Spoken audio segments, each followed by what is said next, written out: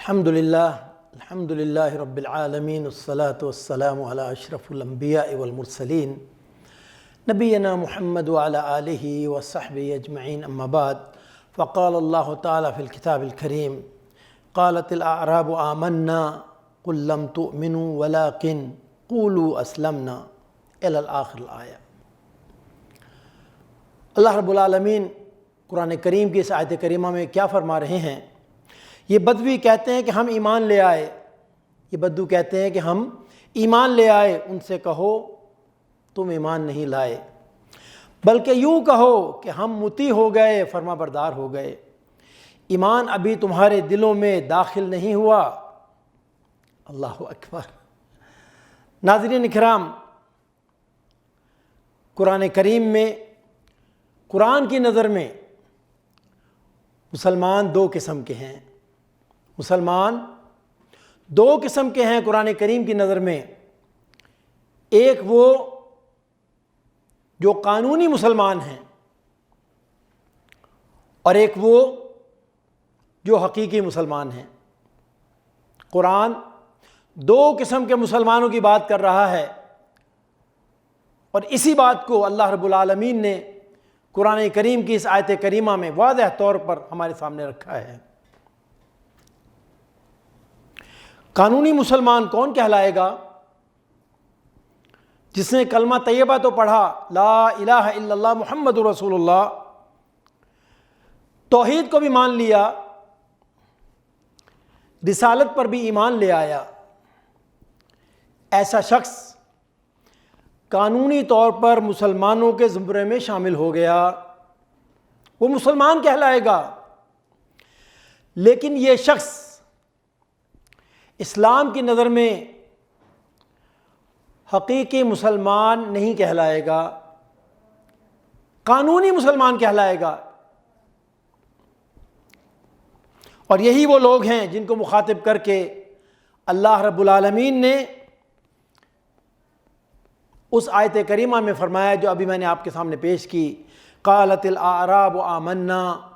یہ بدو کہتے ہیں کہ ہم ایمان لائے۔ تو اللہ تعالیٰ نے ان کی اس بات کا کیا جواب ارشاد فرمایا؟ اپنے نبی کو مخاطب کر کے ارشاد فرمایا،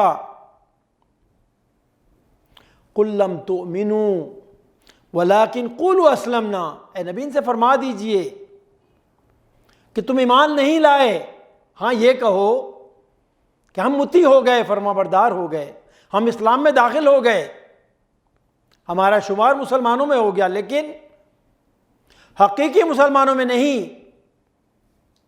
اور آگے اگر ہم پڑھیں تو یہی بات ہمارے سامنے آتی ہے کہ ایمان ابھی دل میں داخل نہیں ہوا، ابھی تو صرف اطاعت اختیار کی ہے، مطیع بنے ہیں۔ یہ لوگ کہتے ہیں کہ ہم مومن ہو گئے۔ اے میرے حبیب پاک صلی اللہ علیہ وسلم، آپ ان سے فرما دیجئے کہ اپنے آپ کو مومن نہ کہو، بلکہ یہ کہو کہ ہم مسلمان ہو گئے۔ اللہ اکبر۔ کیا مطلب ہے؟ قانونی طور پہ یہ لوگ مسلمانوں کی برادری کا حصہ بن گئے، لیکن ابھی حقیقی مسلمان نہیں بنے، یہ صرف قانونی مسلمان بنے ہیں۔ سوال یہ ہے کہ حقیقی مسلمان کون ہیں؟ حقیقی مسلمان وہ ہیں جنہوں نے زبان سے کلمہ شہادت پڑھنے کے بعد اللہ کی توحید اور نبی اکرم صلی اللہ علیہ وسلم کی رسالت کو ماننے کے بعد اپنی زندگی میں ان تمام عناصر کو شامل کیا جنہیں شامل کرنے کا اللہ رب العالمین نے حکم دیا ہے۔ عملی طور پر صرف سنا نہیں انہوں نے، بلکہ ان تمام عناصر کو عملی طور پر اپنی زندگی میں شامل کر لیا۔ ناظرین اکرام، ایمان کا جو کلمہ ہے لا الہ الا اللہ، اس کا اصلی معنی ہے کیا؟ یہ کس چیز کا اقرار ہے؟ یہ اس بات کا اقرار ہے کہ میں آج کے بعد اسلام کے تمام قوانین پر پورا عمل کروں گا، یعنی نماز، روزہ، حج، زکوٰۃ، یاد رکھیں اگر وہ ایسا نہیں کرتا تو لا الہ الا اللہ محمد رسول اللہ، اس دعوے میں پھر وہ سچا نہیں، اس دعوے میں سچا نہیں۔ لا الہ الا اللہ کا معنی کیا ہے کہ جو اللہ رب العالمین نے حکم دیا اور نبی اکرم صلی اللہ علیہ وسلم نے جو حکم دیا میں اس کی پابندی کروں گا۔ اگر وہ پابندی نہیں کرتا رب کے قرآن کی، اگر وہ پابندی نہیں کرتا رب کے قرآن کی اور نہ ہی پابندی کرتا ہے نبی کے فرمان کی، تو پھر وہ اپنے اس کلمے میں کیا ہے؟ سچا نہیں ہے۔ وہ ایمان لانے کے بعد، کلمہ پڑھنے کے بعد پہلا حکم کیا ہے؟ پہلا حکم جیسا کہ ہم حدیث میں دیکھتے ہیں، بنی الاسلام علی خمس، شہادت لا الہ الا اللہ وان محمد الرسول اللہ، اور اس کے بعد پہلا حکم کیا آتا ہے؟ وَإِقَامَ الصَّلَاةِ، نماز۔ نماز۔ ابھی آپ نے کلمہ پڑھا، اسلام میں داخل ہوئے، اس کے بعد کچھ ہی دیر کے بعد حی علی الصلاۃ حی علی الفلاح، آپ کا امتحان شروع ہو گیا۔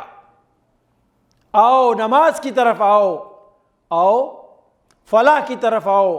کون حکم دے رہا ہے؟ سب سے بڑا وہ حکم دے رہا ہے، اب سر تسلیم خم کرنا ہے۔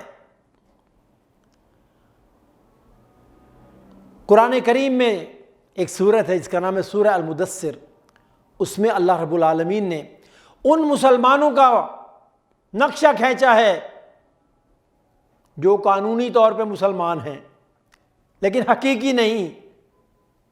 کیوں؟ اگر حقیقی ہوتے تو اللہ اور اس کے رسول کے حکموں کے سامنے سر تسلیم خم کرتے۔ اب کیا فرق ہے قانونی مسلمان اور حقیقی مسلمان میں؟ چلیے قرآن کریم کو دیکھتے ہیں۔ اللہ رب العالمین قرآن کریم میں ارشاد فرماتے ہیں کہ جب یہ مسلمان جو اپنے آپ کو قانونی مسلمان کہتے ہیں جب جہنم کی طرف جا رہے ہوں گے تو ان سے پوچھا جائے گا، سوال کیا جائے گا کہ بھائی تم تو کلمہ گو تھے، یہ کس طرف آ نکلے؟ تم یہ کس راستے پہ جا رہے ہو؟ کیا پوچھیں گے؟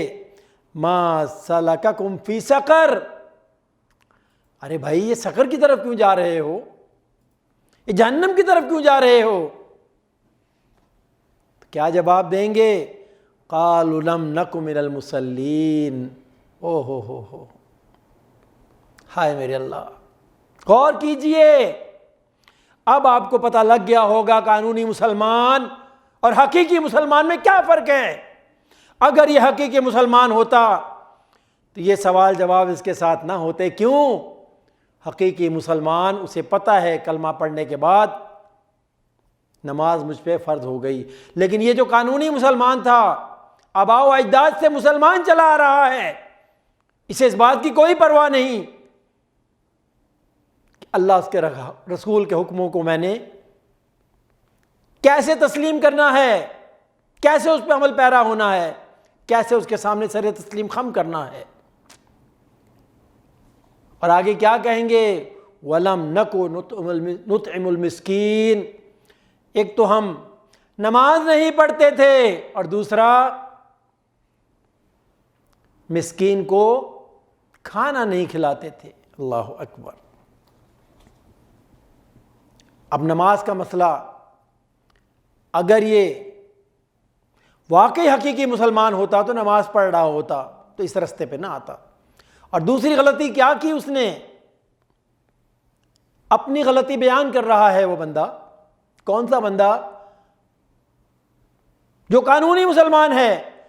یہ بھی غلطی ہو گئی، وسائل کے ہوتے ہوئے ہم نے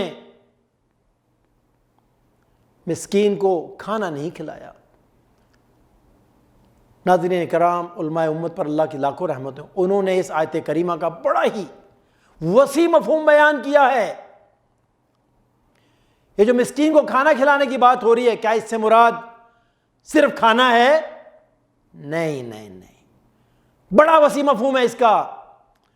یہ جو مسکین ہے اس کی کتنی ضروریات ہیں، کتنے مسائل ہیں اس کے۔ کوئی بے گھر بھی ہو سکتا ہے، کوئی بیمار بھی ہو سکتا ہے، کسی کو اور ضروریات بھی ہو سکتی ہیں، یہ سب اس میں شامل ہیں۔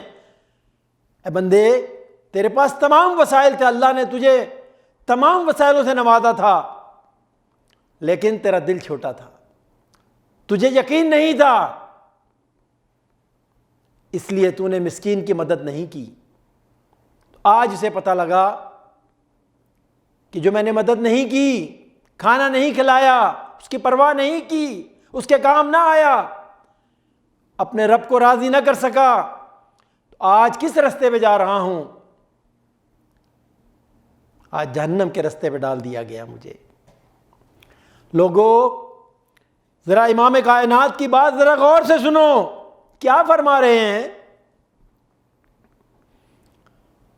فرما رہے ہیں مردے کو جب دفنایا جاتا ہے تو یہاں پھر وہی بات، قانونی مسلمان، حقیقی مسلمان، سوال جواب تو دونوں سے ہونے ہیں، لیکن دونوں میں فرق کیا ہے؟ منکر نکیر، اس کا سامنا تو دونوں نے کرنا ہے، قانونی مسلمان نے بھی کرنا ہے اور حقیقی مسلمان نے بھی کرنا ہے۔ جب سوال جواب شروع ہوں گے تو صحیح احادیث میں آتا ہے جو حقیقی مسلمان ہوگا اسے دکھایا جائے گا کہ عصر کا وقت ہو گیا ہے، سورج غروب ہو رہا ہے۔ وہ فرشتوں سے کیا کہے گا؟ ارے رک جاؤ، ذرا تھوڑا انتظار کر لو، میں نے ابھی عصر کی نماز نہیں پڑھی، میں ذرا عصر کی نماز پڑھ لوں پھر تمہارے سوالوں کا جواب دیتا ہوں۔ اللہ اکبر، غور کیجئے ذرا، کتنی فکر ہوگی اسے نماز میں۔ کیوں؟ جب دنیا میں تھا تو اتنی فکر کیا کرتا تھا وہ، تو اللہ تعالیٰ نے وہ نعمت اسے قبر میں بھی عطا فرما دی۔ جب وہ ایسی بات کرے گا تو فرشتوں کے سوال جواب کیسے ہوں گے اس کے ساتھ؟ اللہ تعالیٰ کتنی آسانیاں پیدا فرما دیں گے۔ لیکن جو قانونی مسلمان ہے، جس نے کبھی نماز کی پرواہ نہیں کی اس دنیا میں، اسے سب کچھ نہیں مل سکے گا، وہ وہاں بھی تکلیفوں سے گزرے گا۔ اور اس کے بعد میرے بھائیوں، ایک اور اہم بات، انسان جب مر جاتا ہے تو اس کے سارے رشتے ٹوٹ جاتے ہیں، یہاں تک کہ اولاد کا رشتہ بھی ٹوٹ جاتا ہے۔ لیکن اگر حقیقی مسلمان نے اپنے بیوی بچوں پر توجہ دی ہوگی، انہیں نیک بنایا ہوگا، نمازی بنایا ہوگا، تو مرنے کے بعد اس کا رشتہ اپنی اولاد سے کبھی نہیں ٹوٹے گا۔ کیسے؟ نبی اکرم صلی اللہ علیہ وسلم نے ارشاد فرمایا، اذا مات ابن آدم انقطع عملہ الا من ثلاث، جب ابن آدم مر جاتا ہے اس کے اعمال اس سے منقطع کر دیے جاتے ہیں، ماں سوائے تین باتوں کے، الصدقۃ جاریہ، او عمل ینتفع بہ، او ولد صالح یدعو لہ۔ اللہ اکبر، ایک صدقہ جاریہ اور ایک وہ عمل جو دنیا میں چھوڑ گیا، اور دوسرا اس کی نیک صالح اولاد جو اس کے لیے دعائے خیر کرتی رہے گی۔ کون سی نیک صالح اولاد؟ جنہیں وہ نمازی بنا کے گیا ہوگا، نیک بنا کے گیا ہوگا۔ اللہ اکبر۔ تو بات یہ عرض کر رہا ہوں کہ ایک ہے قانونی مسلمان اور ایک ہیں حقیقی مسلمان۔ اللہ رب العالمین کی بارگاہ میں دعا ہے کہ اللہ تعالیٰ ہمیں حقیقی مسلمان بنائے۔ اللہ رب العالمین کی بارگاہ میں دعا ہے کہ اللہ تعالیٰ ہمیں حقیقی مسلمان بنائے۔ وآخر دعوانا ان الحمد للہ رب العالمین۔ صلو علیہ